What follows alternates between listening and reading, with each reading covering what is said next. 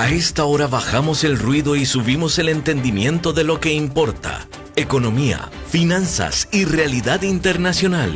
Inicia a las 5 siempre, con la conducción de Fernando Francia, de lunes a viernes a las 5 de la tarde, aquí por CRC 89.1 Radio. Hola, ¿qué tal? Bienvenidos a las 5 siempre. Gracias por estar ahí. Hoy es lunes 15 de junio del 2026 y son las 5 en punto de la tarde, y eso quiere decir que usted va a estar al tanto de todo lo que importa en el mundo de la economía, las finanzas y la actualidad internacional.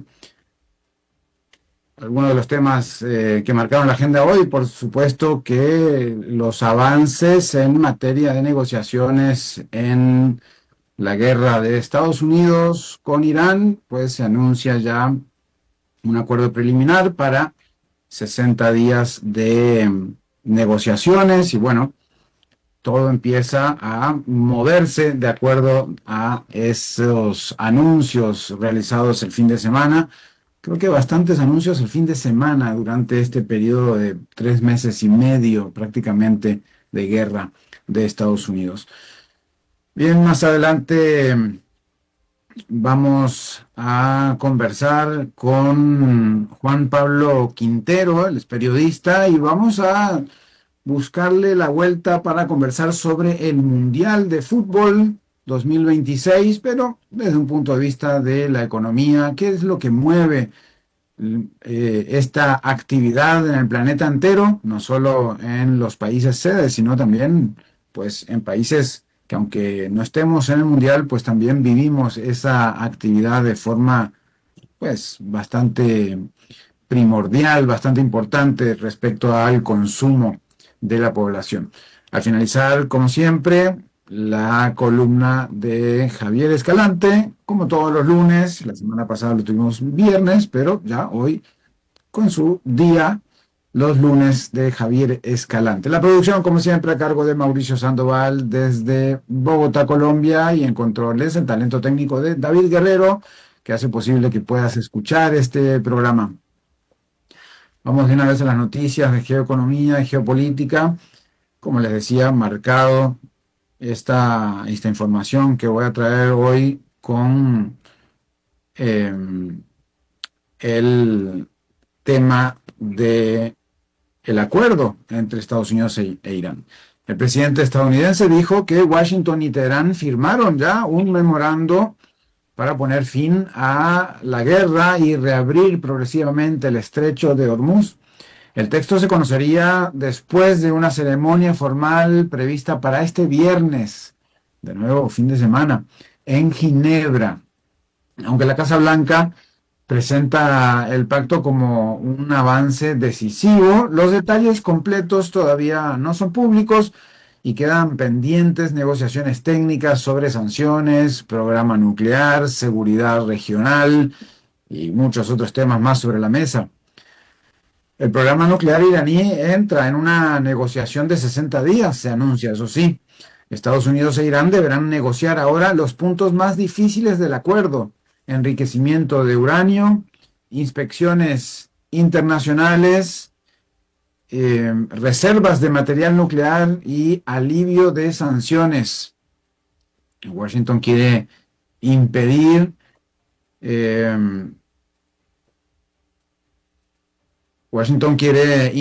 que Irán pueda desarrollar un arma nuclear. Eso al menos lo que anuncia. Teherán insiste en que su programa tiene fines pacíficos. La clave será si el nuevo pacto logra verificar, limitar, monitorear el programa iraní mejor que los acuerdos anteriores, porque recuerden que esto no es novedad. La búsqueda de negociaciones alrededor de todo el tema nuclear, pues ya tiene larga cola. El acuerdo entre Estados Unidos e Irán, o el anuncio de este acuerdo, porque hasta no ver, no creer, dijeran, el acuerdo provocó una fuerte baja del crudo y alivió, al menos de momento, el temor a una nueva ola inflacionaria por energía. Eso llega en una semana sensible para bancos centrales porque la presión sobre combustibles y transporte condiciona decisiones de tasas. Si el alivio se sostiene, las autoridades monetarias tendrán más margen en muchos países del mundo, por supuesto. Esto afecta a todo el globo. Si Hormuz vuelve a tensarse, pues el mercado, por supuesto que podría girar nuevamente. Así pues, hay muchas miradas sobre estas negociaciones, sobre este posible acuerdo que ya sería muy cercano. Donald Trump llegó a la cumbre del G7 y busca llevar el impulso de ese acuerdo pues a lo relacionado con Ucrania. Donald Trump llegó a la cumbre del G7 con el acuerdo iraní como victoria diplomática. Ya adelantaba Claudia Uribe la semana pasada que tendríamos esta semana la cumbre del grupo de los 7 países más industrializados, bueno, que no tiene a China, a Rusia ni a la India. El presidente estadounidense se reunirá con Zelensky, el presidente de Ucrania, mientras Europa reclama no quedar al margen de cualquier negociación con Rusia. El mensaje de Washington pues está relacionado con convertir un avance en Medio Oriente en presión geopolítica sobre otro frente abierto. Y pues en el mismo G7, Estados Unidos impulsa un nuevo esquema para minerales críticos. La administración Trump busca que el G7 respalde un sistema occidental de precios para minerales como litio, cobalto, níquel y tierras raras. La idea combina subsidios, compras generalizadas y aranceles flexibles para reducir la dependencia con China. Pero varios aliados dudan del costo, la transparencia y la gobernanza del plan. El debate muestra que la transición energética también es una disputa por precios, seguridad industrial, poder geopolítico. Así que ahí está una de las discusiones implantadas pues, por Estados Unidos en el G7, el sistema de precios de los minerales críticos. Pasamos por Asia y bueno, en Medio Oriente quizás uno de los temas complicados del acuerdo que podría finalizar la guerra es que Netanyahu y Trump chocan por el acuerdo con Irán. El primer ministro israelí, Benjamin Netanyahu, apostaba a una presión militar sostenida contra Teherán, pero Trump giró hacia la diplomacia. Israel advierte que no se considera atado por el pacto y que mantendrá libertad de acción frente a amenazas de Irán y Hezbollah. Y por supuesto que todo lo relacionado entonces con Líbano. La tensión revela la fractura importante, ¿no? Washington quiere cerrar la guerra, Netanyahu teme que el acuerdo deje intacto demasiado poder iraní y bueno, ya hasta el propio Trump dijo que los bombardeos en territorio libanés pues están fuera de lugar. Vamos a ver cómo se desarrolla eso y cómo queda la relación de los dos históricos aliados, Israel y Estados Unidos, que pues mantienen en jaque a todo el vecindario en Medio Oriente. El estrecho de Hormuz vuelve al centro de la economía mundial, en realidad no se ha ido nunca, pero pues volvemos a retomar estos temas porque el acuerdo prevé reabrir gradualmente el estrecho de Hormuz, una de las rutas energéticas más sensibles del planeta, como ustedes ya saben, porque se ha hablado hasta el cansancio en los últimos 3 meses de esto. Trump dice que ya empiezan a moverse algunas embarcaciones por allí. En este estrecho circula gran parte del petróleo y del gas que abastece a Asia, Europa y también otros mercados. La reapertura puede aliviar precios, seguros marítimos, costos de transporte y mucho más, pero el tránsito no volverá a la normalidad de inmediato, eso ya está claro. Las navieras todavía evalúan riesgos militares, riesgos políticos, por supuesto que los riesgos operativos que tendrán que tener información de la total normalidad antes de tomar decisiones importantes. Los mercados del Golfo suben tras el pacto con Irán. La mayoría de las bolsas del Golfo cerró al alza después del anuncio del acuerdo entre Washington y Teherán. Qatar lideró las ganancias, mientras el petróleo Brent cayó más del 5%, hasta la zona de los $82 por barril.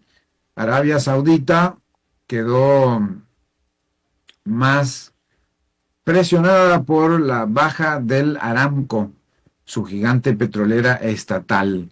La reacción muestra doble efecto del acuerdo: alivio financiero general, pero menor impulso para las compañías energéticas. Así que siempre una por otra, ¿no?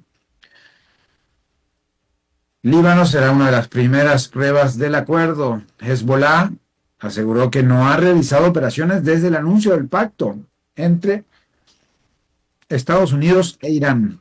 Pero Israel mantiene ataques y afirma que conservará libertad de acción frente a amenazas. Un bombardeo israelí en el sur del Líbano dejó al menos una persona muerta tras el anuncio del acuerdo. La pregunta es si el pacto logrará reducir la violencia regional o si solo pausará el frente directo entre Washington y Teherán. Ahí estará por verse esa información. Irán enfrenta ahora la presión de su propia población. Con la guerra posiblemente entrando en pausa, el gobierno iraní deberá responder a una población golpeada por inflación, desempleo, sanciones y deterioro económico. Los sectores duros quieren reconstruir capacidad militar de inmediato y mantener una línea firme frente a Estados Unidos. Mucha ciudadanía, en cambio, espera que cualquier alivio económico se traduzca en mejores condiciones de vida automáticas, directas para la población. El acuerdo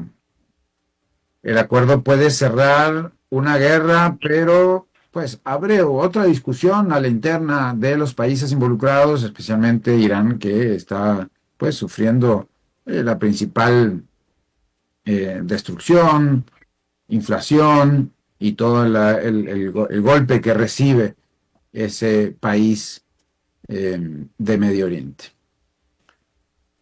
Vamos a Europa. El G7 abre con, sin duda, el tema de Irán, se cuela ahí el tema de Ucrania, aparece China y, por supuesto, que la omnipresente inteligencia artificial, 4 temas importantes en la agenda de los países del G7 reunidos en Evian. Los líderes del G7 se reúnen en Francia con una agenda marcada por crisis simultáneas. El acuerdo entre Estados Unidos e Irán ocupa el centro diplomático, pero también estarán Ucrania, la sobreproducción china, la deuda de países en desarrollo y los riesgos de la inteligencia artificial. La cumbre muestra una economía mundial cada vez más atravesada por seguridad, tecnología y competencia entre potencias. Ahí está, pues irá avanzando y tendremos más información del G7 sin duda en próximas emisiones. Europa pide más control colectivo sobre los minerales críticos. Varios países europeos quieren que el Plan Occidental sobre minerales críticos tenga gobernanza multilateral y supervisión permanente. Estados Unidos empuja acuerdos más rápidos y bilaterales para competir con China, que domina buena parte del procesamiento global, gran parte del procesamiento global. Francia y Canadá ven riesgos en dejar el sistema demasiado concentrado en Washington. El debate central para baterías, autos eléctricos, defensa, energías renovables y cadenas industriales, prácticamente cada vez más central en toda la tecnología. Europa intenta no quedar fuera de las negociaciones sobre Ucrania. Lo decíamos recién desde el lado de lo que pretende Estados Unidos y Donald Trump. Pero Volodymyr Zelensky llegó al G7 buscando más apoyo militar y garantías de que Europa participe, que sea parte de cualquier negociación con Rusia. El temor europeo es que Washington intente cerrar un acuerdo con Moscú sin suficiente consulta, ni siquiera a Kiev, mucho menos a sus aliados de Europa. Después del avance diplomático con Irán, Trump quiere mostrarse capaz de desbloquear otra guerra para Europa. El riesgo es que la paz se negocie por encima de los intereses de seguridad del propio país más afectado, involucrado en la guerra, en la invasión de Rusia, la guerra entre Rusia y Ucrania. Bueno, como en todo el mundo, me imagino, las bolsas europeas celebran el alivio petrolero. El índice Stocks 600 cerró en máximo histórico después del acuerdo entre Estados Unidos e Irán. La baja del petróleo favoreció especialmente a sectores de energía,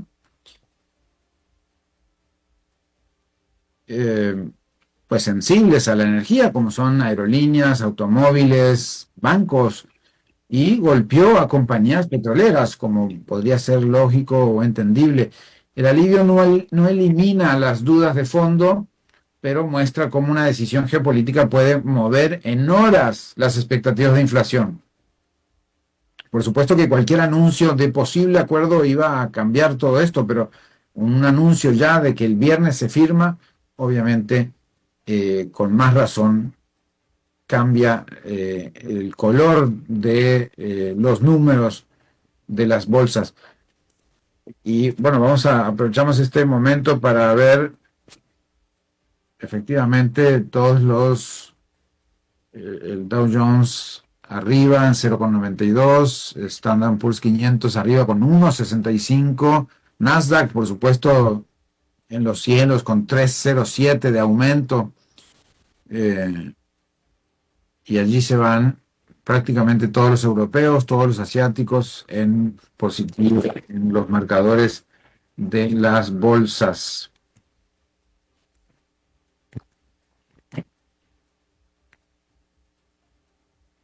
Bien, vamos a América Latina. Ministros del Tratado entre México, Estados Unidos y Canadá, el TEMEC, perfilan reunión trilateral para el 1 de julio. Así que así como hay mundial trilateral, habrá reunión de ministros trilateral el 1 de julio relacionado con el TEMEC y las renegociaciones. Los ministros de Comercio de México, Estados Unidos y Canadá preparan la primera revisión conjunta ya del TEMEC. El encuentro está previsto para el 1 de julio y servirá para evaluar el funcionamiento del acuerdo, presentar recomendaciones y discutir posibles ajustes. La cita llega con tensiones por aranceles, reglas de origen, déficit comercial y el futuro de la integración norteamericana.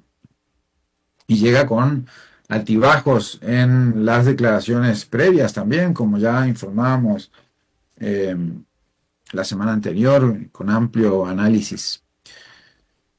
Por su lado, México llega al TEMEC con exportaciones fuertes, o llega a estas reuniones y a estas renegociaciones con exportaciones fuertes y economía débil. México llega a la revisión del tratado comercial con una señal ambivalente. Por un lado, sus exportaciones hacia Estados Unidos crecieron con fuerza en abril, pero la economía interna sigue mostrando debilidad y mucha dependencia del mercado estadounidense. La discusión del TEMEC no será solo técnica, también definirá cuánto margen tiene México para sostener inversión, manufactura y empleo en medio de la presión arancelaria de Washington. Bueno, la presión petrolera también da aire al resto de países de América Latina. La caída del petróleo tras el acuerdo entre Estados Unidos e Irán puede aliviar varias economías latinoamericanas importadoras de energía. Menores precios reducen costos de transporte, combustible e inflación y suelen favorecer monedas, bolsas emergentes cuando mejora el apetito por riesgo de los inversionistas principalmente. Pero el efecto no es igual para todos. Países productores de crudo pueden recibir menos ingresos. Y ahí es el lado problemático de esa reducción de precios del petróleo, del crudo y demás. Mientras, pues obviamente los consumidores e industrias energéticas sí ganan margen y pues encuentran el lado positivo a ese cambio o a esa rebaja. Bueno, les decíamos la semana pasada que la tensión va a seguir en Perú, no solo hoy, sino muy posiblemente hasta el 15 de julio. Queda un mes para que termine el proceso según las autoridades electorales peruanas. Así que Perú sigue pendiente de votos cuestionados tras una elección estrecha. Perú continúa bajo presión política por la revisión de votos cuestionados después de una elección extremadamente ajustada. Keiko Fujimori mantiene una ventaja mínima sobre Roberto Sánchez, pero más de 1.600 mesas siguen bajo análisis. El aumento a una diferencia de casi 25.000 votos, con lo que Keiko Fujimori sigue arriba en el conteo oficial de la OMPE, la Oficina Nacional de Procesos Electorales. Sí, básicamente ya casi 30.000 votos de diferencia a favor de Keiko Fujimori. Aparentemente le darían la victoria. Sin embargo, esas 1.600 mesas bajo análisis habría que ver de dónde son para poder pensar que a quién podrían favorecer. Las decisiones sobre actas observadas, impugnaciones y voto en el exterior pueden modificar el resultado, sin duda, a pesar de los 30.000 votos de diferencia. Pero ya aparentemente se ve con una cara más alegre a Keiko Fujimori que a Roberto Sánchez, sin duda. La incertidumbre electoral mantiene en pausa todo lo que la vida peruana, ¿no? Los partidos políticos, los mercados, los actores económicos, en fin, pues ahí está el suspenso, más que en un partido del Mundial, el resultado electoral en Perú, mitad y mitad sin duda, pero pues ya hay 30.000 votos a favor de Keiko Fujimori, vamos a seguir pendientes de ese tema. Vamos a África. Sudáfrica advierte daño internacional por ataques xenofóbicos. El gobierno sudafricano reconoció que los ataques contra migrantes africanos están dañando la imagen internacional del país. La violencia ha provocado desplazamientos, cierre de negocios, tensión diplomática y advertencias de otros gobiernos africanos a sus ciudadanos. Sudáfrica también. Activos sudafricanos suben con petróleo más barato. El rand sudafricano, las acciones y los bonos locales subieron después del acuerdo entre Estados Unidos e Irán. Sudáfrica importa buena parte de su energía, por lo que una caída del petróleo ayuda a reducir presiones inflacionarias y mejora el ánimo de los inversionistas. El movimiento muestra cómo una noticia en Medio Oriente puede beneficiar a mercados africanos sensibles al dólar, al crudo, a las expectativas globales de tasas, sin duda. África Oriental ajusta presupuestos bajo presión por la deuda y por la energía en estos tiempos de crisis. Kenia, Uganda y Tanzania presentan presupuestos en un entorno de deuda elevado, menor ayuda externa y costos energéticos todavía sensibles pese a la baja del petróleo. Kenia busca reducir déficit sin frenar inversión pública. Kenia, reducir déficit sin frenar inversión pública. Uganda apuesta a su proyecto petrolero. Y Tanzania habla de mayor autosuficiencia fiscal. Aunque el acuerdo con Irán, de Estados Unidos e Irán, puede aliviar el petróleo, la región sigue enfrentando una combinación difícil de deuda, pobreza, infraestructura y presión social. Y además, bueno, hay que entender que eh, la, la baja del petróleo pues también demora en consolidarse y en que ingrese el producto de esa rebaja a las distintas economías. Creo que tenemos tiempo para una nota en profundidad, así que vamos con esta. Teníamos preparado el euro y el yuan ganan terreno, pero el dólar sigue siendo la moneda referencia. Durante años se ha hablado de desdolarización, como si el mundo estuviese a punto de abandonar la moneda estadounidense para las transacciones globales. Eso no está llegando a suceder por ahora. El dólar sigue siendo la principal moneda de reserva, la principal moneda de comercio, la de deuda y la de refugio global. Así que no hay un cambio todavía. Pero debajo de ese dominio que tiene el dólar en el terreno global, pues empiezan a moverse algunas piezas. Lo que se ve, por ejemplo, es que el euro ha ganado terreno de forma gradual y su participación en distintos indicadores de uso internacional ronda actualmente el 20%. 20% del euro en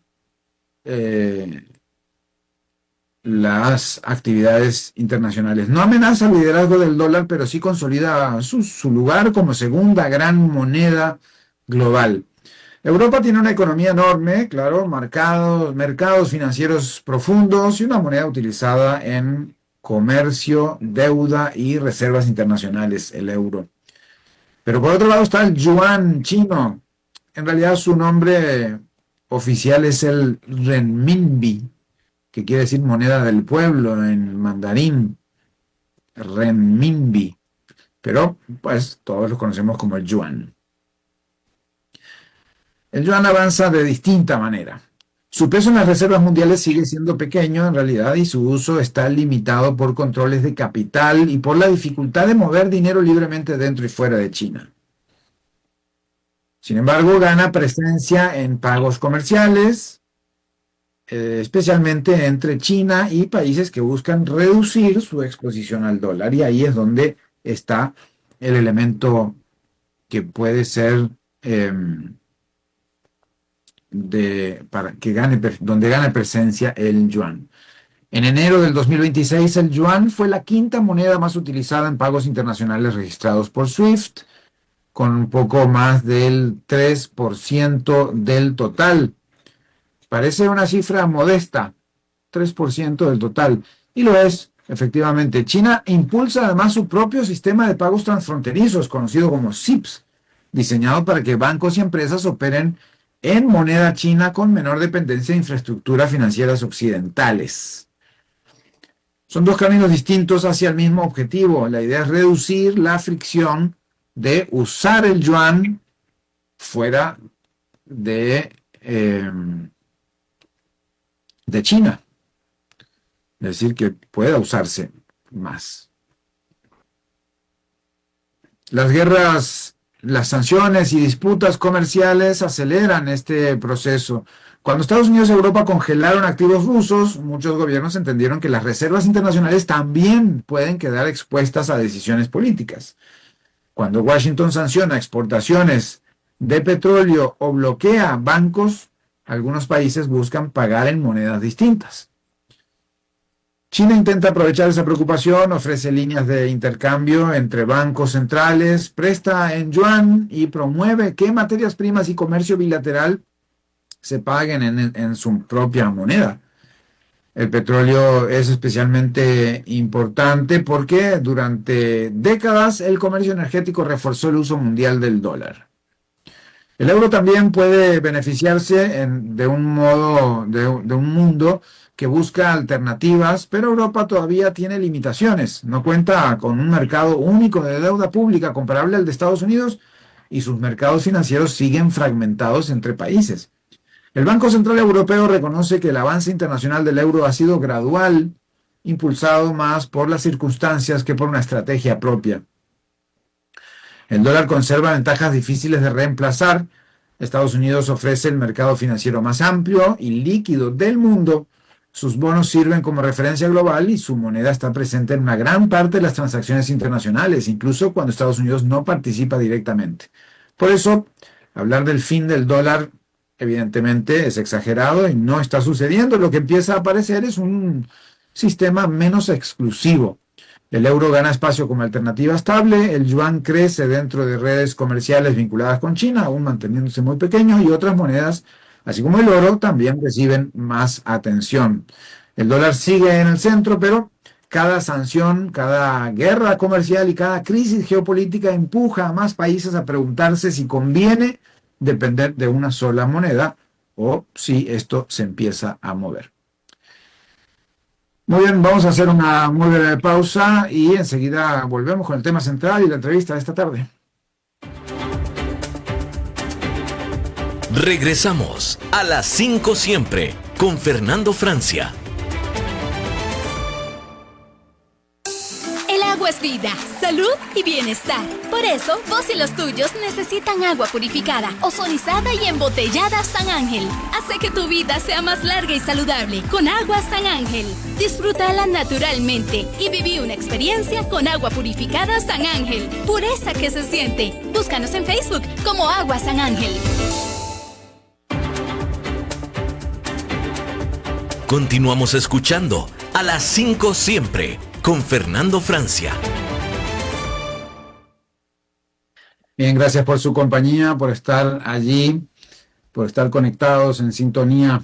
El Mundial de Fútbol 2026 suele contarse como fiesta, como pasión, como espectáculo, como fútbol, por supuesto, pero detrás del balón, detrás del movimiento de jugadores, pues hay una gran economía, sin duda. La FIFA proyectó para 2026 un impacto económico cercano a 80.000 millones de dólares a escala global, mientras distintos análisis hablan de entre 26.000 y 30.000 millones solo en los países anfitriones, aunque con una advertencia importante: ese efecto no siempre se traduce de forma limpia en crecimiento duradero del Producto Interno Bruto, porque pues es un evento que así como llega, se va. Muchas veces los grandes ganadores son la propia FIFA, los patrocinadores, la televisión, las apuestas, el turismo y ciertos sectores comerciales, más que la economía de un país en su conjunto. Bueno, pues el negocio del Mundial no se queda solamente en Estados Unidos, México y Canadá, los tres anfitriones.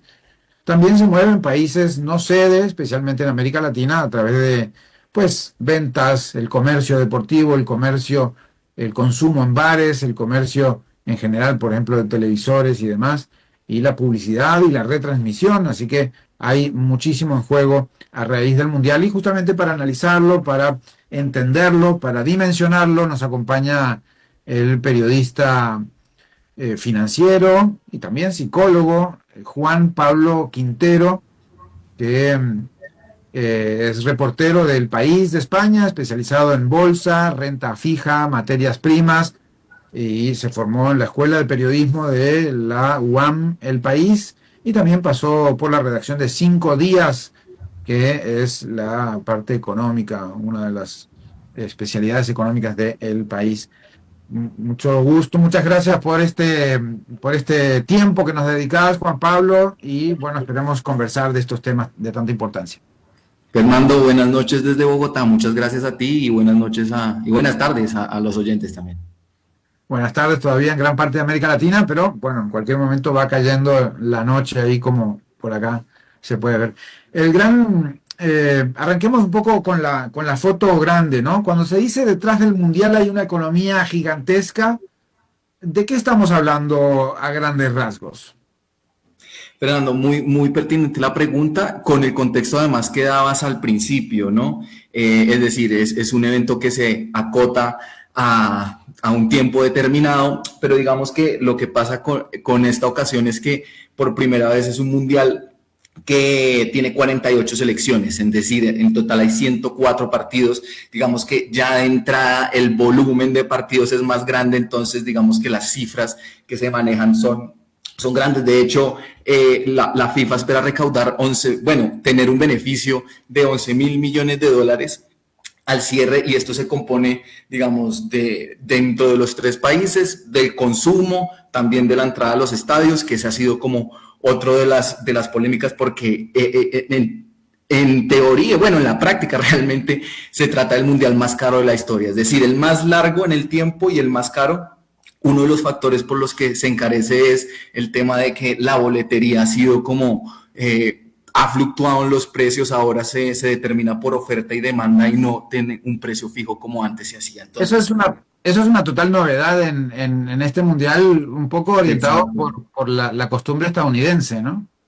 Exacto, sí, así es. De hecho, uno de los partidos más caros durante la fase de grupos es el de Portugal contra Colombia. Justamente el Wall Street Journal reportaba que costaba en promedio más que una entrada a la final del Super Bowl, que digamos es el juego favorito ahí en Estados Unidos.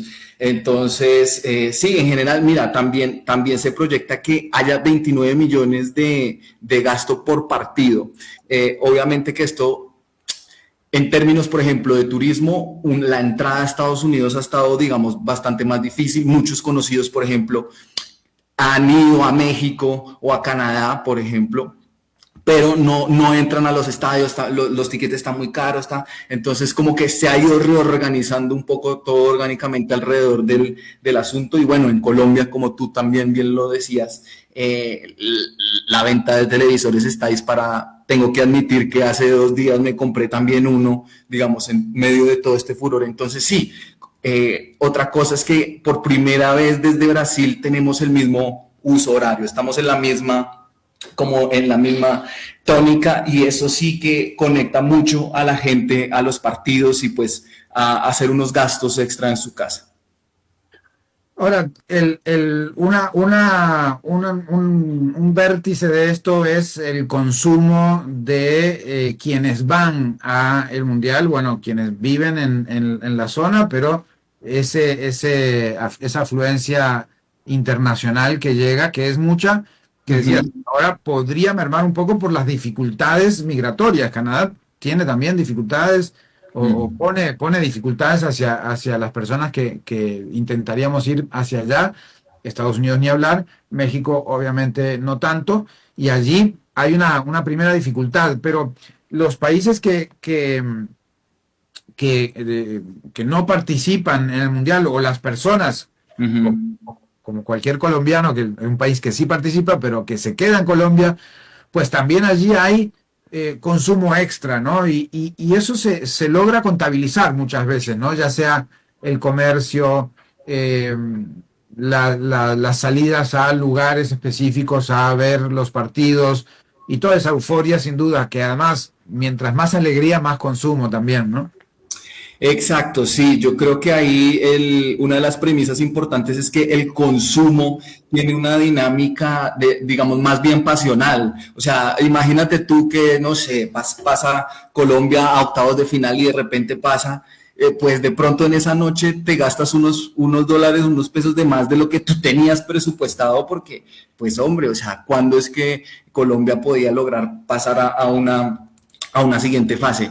Aquí te voy a contar, por ejemplo, de acá se espera que la mayoría de las personas, 8 de cada 10 hogares en Colombia, dicen que van a ver el mundial, y asimismo la mayoría planea verlo en la casa. Es decir, que el consumo en esta ocasión, a diferencia quizá de en otros momentos, está más enfocado en la casa. Digamos que también el tema de la inflación aquí en Colombia ha golpeado bastante, y se espera un rebote. De hecho, es algo que también ha afectado los transportes en Estados Unidos en medio de esto.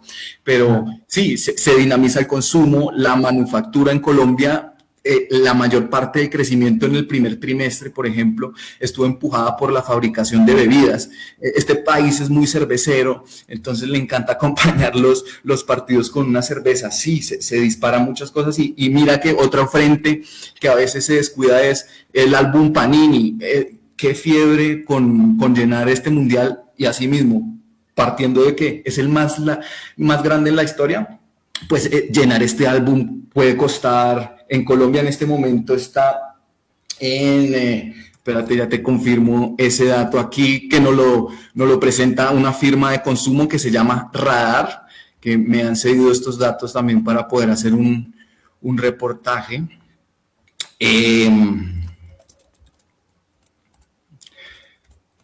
El más caro, mira, el más caro aquí es Uruguay, $215 cuesta llenarlo allá. Luego está Argentina, en tercer lugar México, Bolivia, Brasil y Colombia, que cuesta $194,5. Eso si tienes la suerte de que no se repita ninguna lámina, por ejemplo.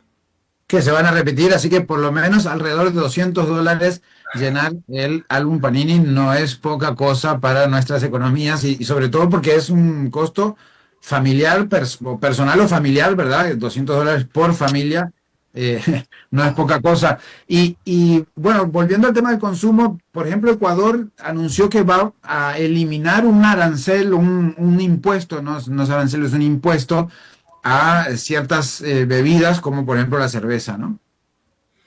Bueno, en este frente, Fernando, ahí sí te tengo que admitir que no tenía, me acabas de informar sobre esta idea en Ecuador, pero bueno, por ejemplo, ayer jugó la selección y terminó empatando finalmente, ¿no? Mira, aquí, por ejemplo, ¿sabes qué ha pasado mucho? Se hacen muchas promociones de televisores. Entonces, los sectores del retail han desplegado una estrategia muy importante en anuncios y en hacer promociones, porque eso también engancha muchísimo más a los consumidores, sobre todo mucho a través de plataformas, ¿no? Ya la disposición a salir a grandes superficies no es una cosa, digamos, tan importante como antes. Más bien la gente ahora sí prefiere, no sé, mirar en Mercado Libre, en la tienda de Jumbo. Bueno, estoy mencionando aquí unas superficies grandes en Colombia. Ahora, bueno, ayer perdió Ecuador con Costa de Marfil, hoy está perdiendo Sí. con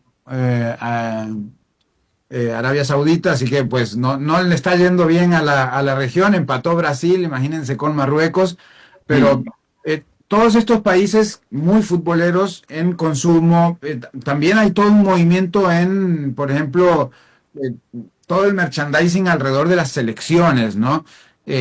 Objetos coleccionables, y creo que el tema de las camisetas ha cobrado como una relevancia mayor. Yo no recuerdo esa misma conversación, qué sé yo, en los 90, en los primeros 2000, sobre el tema de cuán bonitas eran las camisetas o cuánta colección podrías llegar a tener de las camisetas mundialistas, ¿no? Sí, Fernando, y mira que la misma firma Radar me comentaba que muchas marcas diseñaron sus propias camisetas y como intentando sumarse a esta ola. Acá hay una firma también como de más bien ropa tirando a elegante un poco, que también ha sacado como su propia línea mundialista. Entonces todo el mundo está aprovechando esto. Aquí en Colombia, por ejemplo, una camiseta de Luis Díaz está como en $85 más o menos en la tienda oficial. Mucha gente, digamos, que prefiere hacer un gasto más acotado, encontrar un equilibrio, y justamente un amigo me mencionaba que ha logrado encontrar hasta réplicas en páginas chinas que, según cuenta, ha salido con muy buena calidad. Entonces, esto se irriga por todas partes. Tú no sabes, acá en San Victorino, en Bogotá, que es un lugar lleno de vendedores, pues no, están las camisetas ahí, está la fiebre amarilla orbitando acá en las calles del país. Y con una especial tensión en la política colombiana, ¿no? Para cerrar, Pablo, si tuvieras que resumir la economía detrás del Mundial como en una sola idea, para cerrar ya, dirías que, bueno, es un negocio enorme, sin duda, no creo que nadie lo dude, que mueve muchísimo dinero, pero ¿dónde están los principales beneficios de esta concentración o de este movimiento que es el Mundial de Fútbol? Pues mira que, o sea, yo estoy de acuerdo contigo. Un informe muy reciente del banco estadounidense Goldman Sachs retrata precisamente lo que tú argumentabas al principio, y es que los efectos a largo plazo de este tipo de eventos realmente no terminan impactando, digamos, de una manera duradera en la economía. Es una cosa puntual que sí efectivamente genera empleos tanto en los países en los que se está desarrollando esto, pero también en otros sitios, por ejemplo, en otros países de Latinoamérica, justamente para poder cubrir cierta demanda.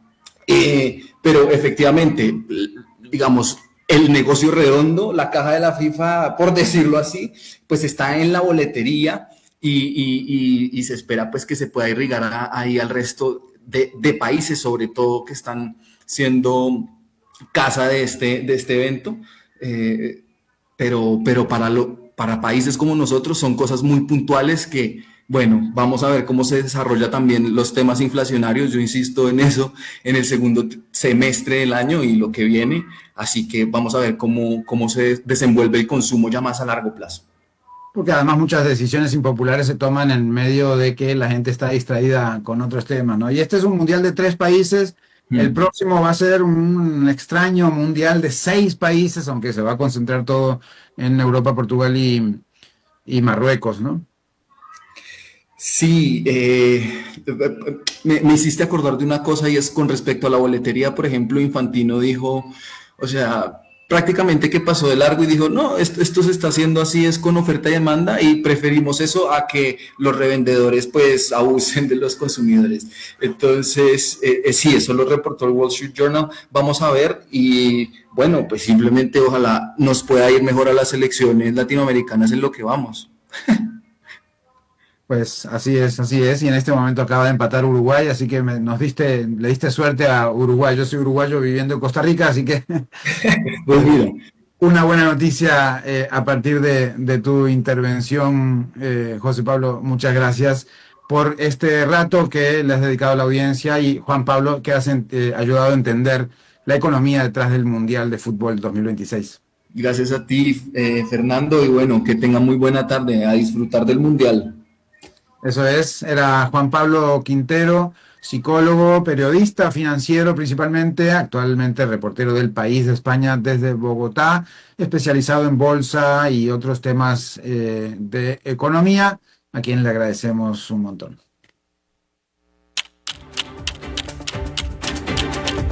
A las 5 siempre presenta columnista del día, Javier Escalante, abogado, ex negociador comercial y ex embajador de Costa Rica en Qatar, con sus puntos de vista sobre derecho y relaciones exteriores. Aquí, a las 5 siempre, con su anfitrión, Fernando Francia, por CRC 89.1 Radio.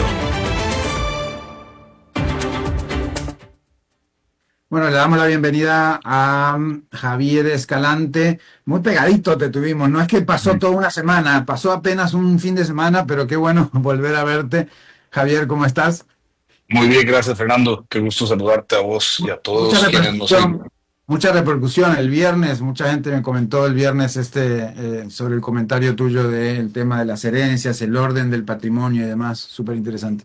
Qué bueno, qué bueno. Siempre, si quisieran profundizar sobre el tema, podemos hacer algún programa sobre eso y profundizar un poquito más. Muchas gracias. Bien, tomaremos en cuenta. Adelante, ¿qué tenés para hoy, Javier? Hoy quería hablar de un tema, Fernando, que me parece que es muy relevante y nos toca a todos en diferentes niveles, a los ciudadanos, a las empresas, a los funcionarios públicos, a los políticos, y es el tema de la seguridad. Y quiero mencionar un par de temas. El primero es que veo con buenos ojos el esfuerzo que está haciendo el Poder Ejecutivo de convocar varios proyectos, como fue anunciado en la prensa, relacionados con temas de seguridad, con temas de ciertas medidas que se quieren implementar en los centros penitenciarios. Veo con buenos ojos el impulso que quieren hacer de cambiar ciertas leyes para evitar que haya reincidencia, que haya personas con ciertos antecedentes circulando de manera libre. Yo he creído siempre que, si bien es cierto, el sistema penal tiene que ser un sistema que reforme a aquellos que hayan cometido delitos y eventualmente puedan reincorporarse a la sociedad, también tiene que ser un sistema de disuasorios, ¿verdad? Para que la gente que vaya a cometer un delito, antes de cometer ese delito, piense, voy a tener ciertas consecuencias y realmente voy a pagar una pena.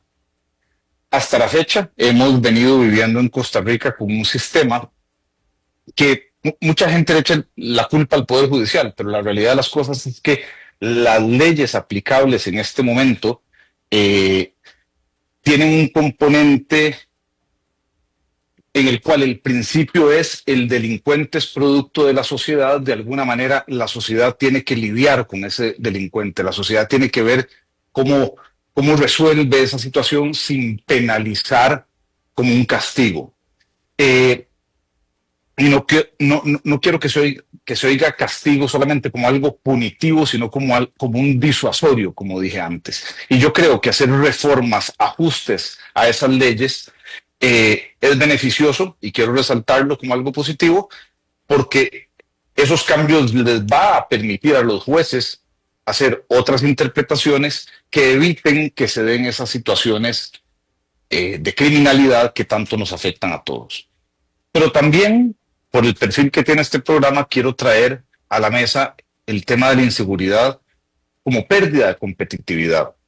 Y viendo esta noticia de las leyes que está impulsando el Poder Ejecutivo, me acuerdo de un foro en el que participé por cuestiones de trabajo hace muchos años en Singapur, que se llamaba el Foro de Negocios Asia-Latinoamérica. Y la principal pregunta que hacían empresarios asiáticos buscando hacer negocios en América Latina es: ¿cuánto van a incrementar mis costos operando en América Latina por el factor seguridad? Tengo que meter guardaespaldas, tengo que meter carros blindados, tengo que meter sistemas de monitoreo, tengo que meter choferes especializados en manejo de armas, que son preguntas que, gracias a Dios, en Costa Rica no nos hemos hecho con tanta frecuencia. Pero la realidad de las cosas es que la inseguridad ha venido creciendo. Y eso es una situación que impacta la competitividad país, que impacta la generación de empleo, que impacta la inversión. Ya tenemos un montón de factores que, como sabemos, impactan ese rubro. El incremento de la inseguridad también lo hace. Y eso es algo que no podemos perder de vista a la hora de afrontar el tema de la inseguridad. Y para cerrar, un punto muy específico sobre esta nueva dinámica de proposición de reformas legislativas. Creo que esta es la forma de hacer cambios, Fernando, y quiero subrayar eso. Atacarse entre poderes, tratar de meterse el Poder Ejecutivo en temas del Poder Judicial, el Poder Judicial en temas del Poder Ejecutivo, cualquiera de esos dos en temas del Poder Legislativo, tratar de desfigurar el sistema de checks and balances, de pesos y contrapesos que tenemos en una democracia, no es la forma de impulsar el cambio. La forma de impulsar el cambio es proponiendo, atendiendo las diferentes situaciones que enfrentamos como país, con proactividad, con diligencia, con ciencia, con técnica y con buen juicio. No buscando desfigurar un poder, el quehacer del otro, o atacando un poder al otro. Eso no funciona en una democracia. Es importante que estos cambios se hagan siempre respetando esas divisiones, respetando el debido proceso, respetando los derechos de aquellos que van a ser procesados y juzgados en el sistema penal, y eventualmente quienes van a tener que ejecutar una pena. Todos ellos tienen que velarse por sus derechos y por el debido proceso. Sí, si cometen un delito, que paguen las consecuencias, pero siempre dentro de la razonabilidad y la proporcionalidad, que son principios del derecho que deben aplicar en una democracia. Bueno, ahí parece que llevabas razón, según mi acompañante. Javier, muchas gracias. Te doy 30 segundos más para cerrar la idea de eso último. El diálogo o la proposición para que el poder respectivo se encargue de lo que tiene que encargarse. En este caso, el Poder Ejecutivo presenta ideas, proyectos para que la Asamblea las realice, ¿no? Muchas veces es muy fácil decir, es que el Poder Judicial no hace, es que el Poder Judicial no atiende, es que el Poder Judicial nos falla. Y muchas veces tenemos que pensar que es algo más profundo, es un tema de diseño de norma, ¿verdad? Al final, yo tiendo a pensar y quiero pensar que la mayoría de los jueces son buenos aplicando la ley. No es con dolo, no es con ganas de hacer un daño, que simplemente resuelven algo de una manera u otra. También la ley tiene que estar diseñada para acompañar y dirigir la decisión de un juez hacia una resolución u otra, ¿verdad? Esta es la forma de funcionar de un gobierno en una democracia. En el periodo que estamos, que es un periodo de sesiones extraordinarias, donde el Poder Ejecutivo lleva la agenda, propone una serie de leyes para que sean conocidas en la Asamblea Legislativa. La Asamblea Legislativa legisla y una vez que esa ley nace a la vida jurídica, el juez la implementa. Así funciona una democracia, no desdibujando uno el quehacer del otro o las responsabilidades del otro o las obligaciones del otro. Muy bien, muchas gracias, Javier, por estas apreciaciones, este aporte de hoy. Nos vemos la próxima semana. Con mucho gusto, nos vemos la próxima semana. Saludos a todos y buena semana. Muy bien, amigos, es todo lo que tenemos por hoy. Muchas gracias por esta tarde que compartimos, que nos informamos de cómo está el mundo en temas de geoeconomía, geopolítica, con la producción de Mauricio Sandoval desde Bogotá, Colombia, David Guerrero en controles CRC 891 Radio. Me despido, nos vemos ahora sí en 23 horas. Hasta la próxima.